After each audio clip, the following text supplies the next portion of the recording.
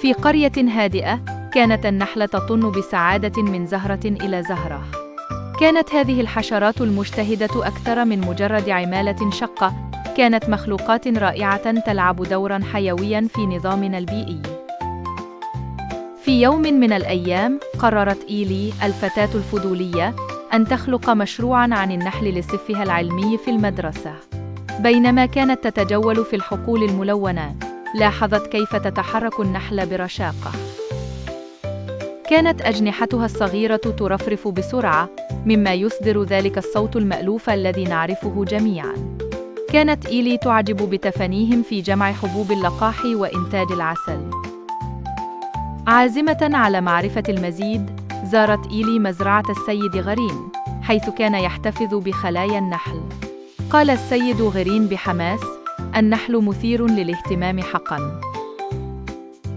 هل تعلم أن هناك أكثر من 20,000 نوع من النحل؟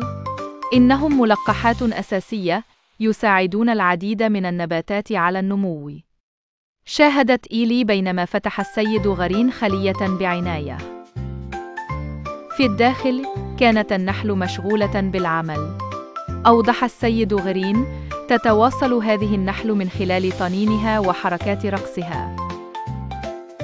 لديهم طريقة خاصة لإبلاغ بعضهم البعض عن أفضل الزهور. في ذلك المساء، عادت إيلي إلى المنزل وهي تشعر بالحماس. أعدت مشروعها مع احترام جديد لهذه المخلوقات الرائعة.